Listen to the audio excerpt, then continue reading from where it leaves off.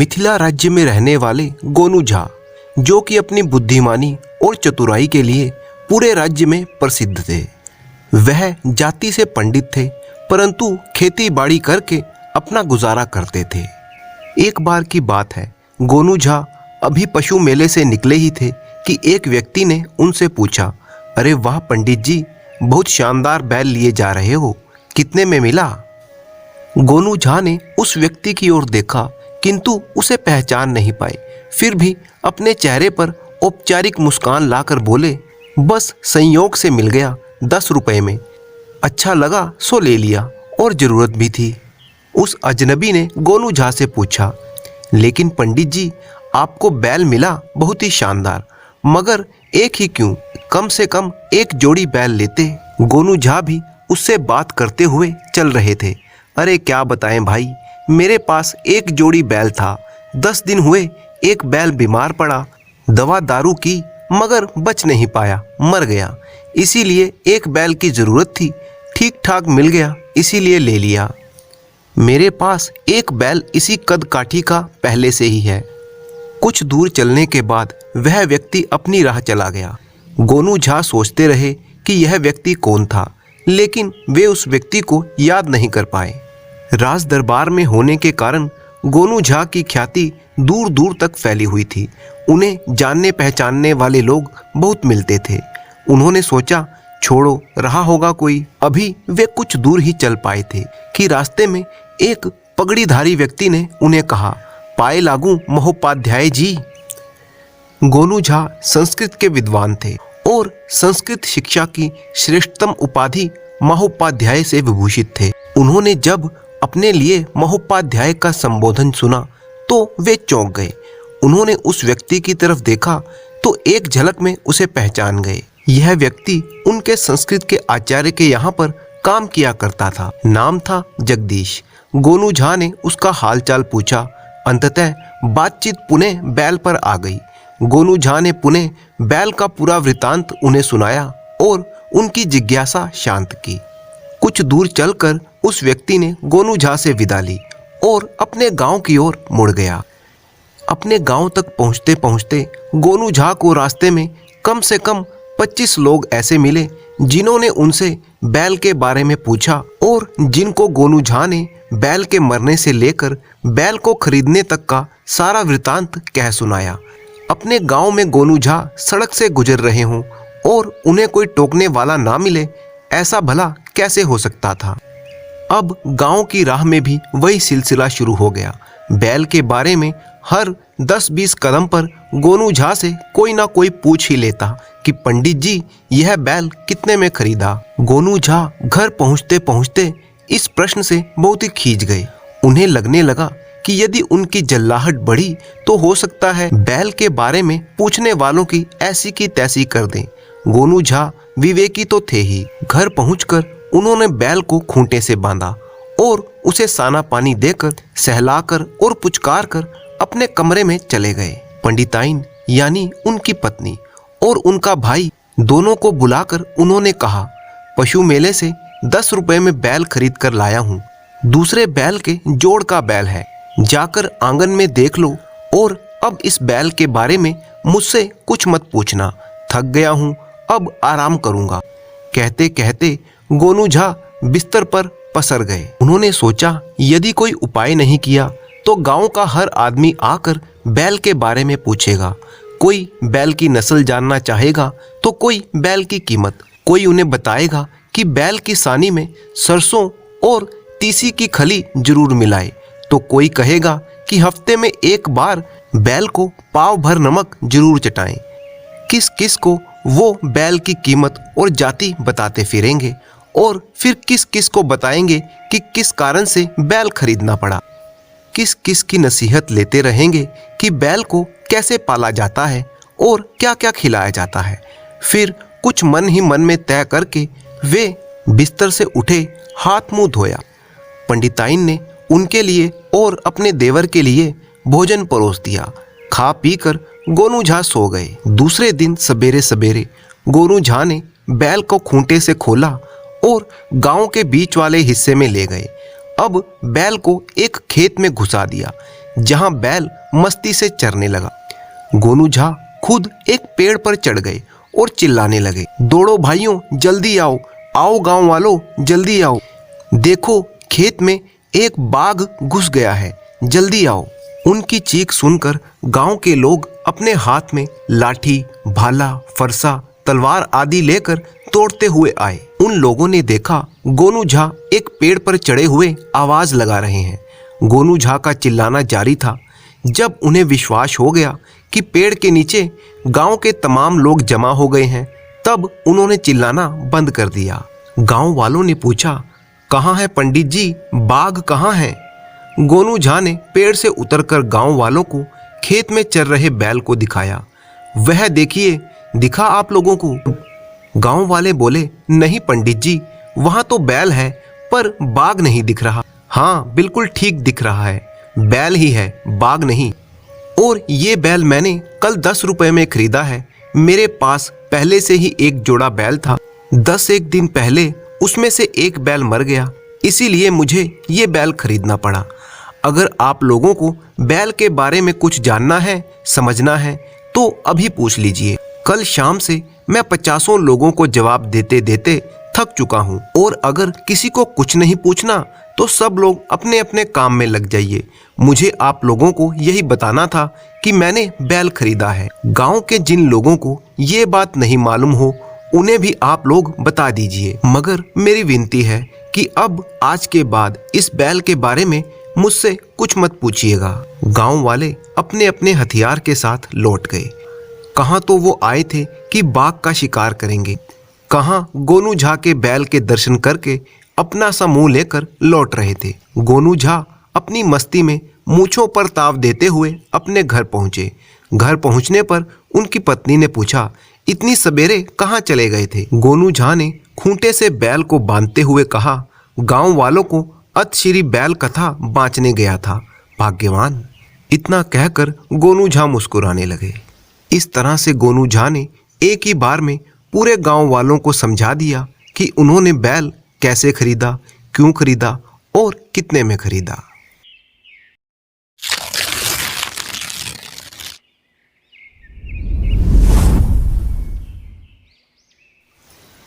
एक गांव में रहते थे पंडित बलराम शास्त्री, जिनकी पत्नी का नाम था माया। पंडित बलराम शास्त्री की पत्नी माया बहुत दिनों से एक हार की लालसा लगाए हुए थी। वह सैकड़ों ही बार पंडित जी से उसके लिए आग्रह कर चुकी थी, किंतु पंडित जी हमेशा टाल मटोल करते रहते। ये तो साफ साफ ना कहते थे कि मेरे पास रुपए नहीं हैं। ये कहने से उनके पराक्रम को बट्टा लगता था, लेकिन वो हमेशा तर्क की शरण लिया करते थे। वे अपनी पत्नी से कहते, गहनों से कुछ लाभ नहीं होता, ये तो सिर्फ एक धातु है, उस पर सोनार भी 1 रुपए के 8 आने कर देता है। और सबसे बड़ी बात यह है कि घर में गहने रखना मतलब चोरों को न्योता देना। घड़ी भर के श्रृंगार के लिए इतनी विपत्ति सिर लेना मूर्खों का काम है। बेचारी माया तर्कशास्त्र ना पड़ी थी। इन युक्तियों के सामने वो निरुत्तर हो जाती। जब वह अपनी पड़ोसिनों को देखती तो उसका मन ललचा उठता, पर वह अपना दुख किससे कहती। यदि पंडित जी ज्यादा मेहनत करने के योग्य होते तो शायद ये मुश्किल आसान हो जाती, पर वे बहुत ही आलसी जीव थे। अधिकांश समय वो भोजन और विश्राम करने में व्यतीत करते थे। अपनी पत्नी की कटु बातें सुनना उनको मंजूर था, लेकिन अपनी नींद में किसी भी तरह की कमी नहीं कर सकते थे। एक दिन पंडित जी पाठशाला से आए तो देखा कि माया के गले में सोने का हार विराज रहा है। हार की चमक से उनकी पत्नी का मुख भी बहुत चमक रहा था। उन्होंने पत्नी को कभी इतना सुंदर नहीं देखा था। पंडित जी ने पूछा, ये हार किसका है? माया बोली, पड़ोस में जो बाबूजी रहते हैं उन्हीं की औरत का है। आज उनसे मिलने गई थी, ये हार देखा तो बहुत ही पसंद आया, तुम्हें दिखाने के लिए पहनकर चली आई। बस एक ऐसा ही हार मुझे भी बनवा दो।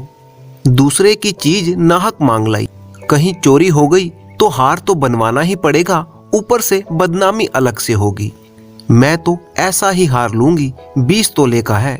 फिर वही जिद, जब सब पहनती हैं तो मैं क्यों ना पहनूं? सब कुएं में गिर पड़े तो तुम भी गिर पड़ोगी। सोचो तो, इस समय हार बनवाने में कम से कम 700 रुपए लगेंगे, और अगर 1 रुपया प्रति सैकड़ा ब्याज रख लिया जाए तो वर्ष में लगभग 1000 रुपए हो जाएंगे। लेकिन 2 वर्ष में ही तुम्हारा ये हार मुश्किल से 300 रुपए का रह जाएगा। इतना बड़ा नुकसान उठाकर हार पहनने से क्या लाभ होगा? चुपचाप ये हार वापस कर दो, मुझे भोजन करवाओ और आराम करने दो। ये कहते हुए पंडित जी बाहर चले गए। खाना पीना करके वे लोग सो गए। आधी रात के समय अचानक पंडित जी के घर से शोर सुनाई दिया। उनकी पत्नी माया जोर जोर से चिल्ला रही थी, चोर चोर, हाय घर में चोर, मुझे घसीटे ले जाते हैं। पंडित जी हक बकाकर उठे और बोले, कहाँ है? दौड़ो दौड़ो, मेरी कोठरी में गया है, मैंने उसकी परछाई देखी। लालटेन लाओ और साथ में मेरी लकड़ी भी उठा लाना। मुझसे तो डर के मारे उठा नहीं जाता। इतने में कई आदमी पंडित जी के घर के बाहर इकट्ठा हो गए और वो बोलने लगे, कहाँ है पंडित जी, कोई सेंध पड़ी है क्या? माया ने कहा, नहीं नहीं, खपरैल पर से उतरे हैं। मेरी नींद खुली तो कोई मेरे ऊपर झुका हुआ था। हाय रे, यह तो हार ही ले गया, पहने पहने सो गई थी, मुंह में चोर ने गले से निकाल लिया। हाय भगवान। पंडित जी ने कहा, तुमने हार उतार क्यों नहीं दिया था? मैं क्या जानती थी कि आज ही ये मुसीबत सिर पर पड़ने वाली है। हाय भगवान। अब हाय हाय करने से क्या होगा, अपने कर्मों को रो। इसीलिए मैं कहा करता था कि सब घड़ी बराबर नहीं होती, ना जाने कब क्या हो जाए। अब आई मेरी बात समझ में। देखो जरा, चोर कुछ और तो नहीं ले गए? पड़ोसी लालटेन लिए आ पहुंचे। घर का कोना कोना देखा, क्यारियां देखी, छत पर चढ़कर देखा, शौच गृह में झांका, पर चोर का कहीं कोई पता न था। एक पड़ोसी ने कहा, किसी जानकार आदमी का काम लगता है। दूसरा बोला, बिना घर के भेदिए के कभी चोरी नहीं होती, और तो कुछ नहीं ले गया? माया ने कहा, नहीं, और तो कुछ नहीं ले गया, बर्तन सब पड़े हुए हैं, संदूक भी बंद है। निगोड़े को ले जाना ही था तो मेरी चीजें ले जाता, पराई चीज क्यों ले गया? हे भगवान, अब मैं उसे क्या मुंह दिखाऊंगी? पंडित जी बोले, अब गहने का मजा मिल गया ना? हाय भगवान, अब मैं क्या करूं? कितना समझा समझा के हार गया, पर तुम ना मानी। बात की बात में अब 600 रुपए निकल जाएंगे। अब देखूं भगवान कैसे लाज रखते हैं। अब आगे मेरे घर का एक एक तिनका चुन कर ले जाते तो मुझे इतना दुख ना होता। अभी तो बेचारी पड़ोसन ने नया ही बनवाया था, खूब मालूम है 20 तोले का था। 20 तोले का ही तो कहती थी। मैं उसे कह दूंगी कि घर में चोरी हो गई है, अब क्या करें? अब उसके लिए कोई चोरी थोड़े ही ना करने जाएंगे। पंडित जी ने गुस्से में कहा, तुम्हारे घर से चीज गई है, तुम्हें ही देनी पड़ेगी। उन्हें इस बात से क्या मतलब कि चोर ले गया है या तुमने उठाकर रख लिया है। तो इतने रुपए कहाँ से आएंगे? कहीं ना कहीं से तो आएंगे ही, नहीं तो लाज कैसे रहेगी? मगर तुमने बड़ी ही भूल कर दी। परंतु अब पछताने और कोसने का क्या फायदा? चुप होकर बैठो और पड़ोसिन से कह दो कि घबराए नहीं, तुम्हारी चीज जब तक लौटा ना देंगे तब तक चैन ना आएगा। पंडित जी को अब रोज यही चिंता रहने लगी कि हार कैसे बने। कुछ दिन तक तो पड़ोसिन ने भी संतोष किया, क्योंकि ब्राह्मण से पंगा कौन ले। किंतु पंडित जी अपने ब्राह्मण होने के गौरव को इतने सस्ते दामों में नहीं बेचना चाहते थे। पंडित जी ने आलस्य छोड़ दिया और धन कमाने के लिए निकल पड़े। 6 महीने तक उन्होंने दिन को दिन और रात को रात नहीं जाना। दोपहर को सोना छोड़ दिया, रात को भी बहुत देर तक जागते। पहले सिर्फ पाठशाला में ही पढ़ाया करते थे, इसके सिवा वह ब्राह्मण के लिए कोई और काम करना निंदनीय समझते थे। परंतु अब पाठशाला से आकर शाम को वह भगवत कथा करने के लिए चले जाते। 11-12 बजे तक रात को लौटते तो कुंडलियां, वर्षफल आदि बनाया करते। प्रातःकाल जल्दी उठकर मंदिर में दुर्गा जी का पाठ किया करते। पंडित जी को इतनी मेहनत करता देखकर माया कभी कभी पछताती थी कि कहीं ये बीमार ना हो जाएं और मेरे सिर पर विपत्ति ना आ पड़े। वह सोचती कि कहीं लेने के देने ना पड़ जाएं। पंडित जी को कमजोर होता देखकर माया का मन विचलित हो उठता। यहाँ तक कि करते करते 5 महीने गुजर गए। एक दिन शाम का समय था। पंडित जी घर पर आए और पंडिताइन के सामने एक पुड़िया निकाल कर रख दी और बोले, लो आज तुम्हारे ऋण से मुक्त हो गया। माया ने पुड़िया खोली तो उसमें सोने का हार था। उसकी चमक दमक, उसकी सुंदर बनावट देखकर वह बहुत ही खुश हुई। उसके मुख पर आनंद की आभा दौड़ गई। माया ने अपने पति से पूछा, खुश होकर दे रहे हो या नाराज होकर? इससे क्या मतलब है, ऋण तो चुकाना ही है, चाहे खुश हो या ना खुशी। मगर ये ऋण नहीं है तो और क्या है? बदला है तो बदला ही सही। ये बदला भी नहीं है, फिर क्या है? निशानी है, तुम्हारी निशानी। तो क्या ऋण चुकाने के लिए दूसरा हार बनवाना पड़ेगा? नहीं नहीं, वो हार चोरी ही नहीं हुआ था, मैंने झूठ मूठ का शोर मचाया था। सच?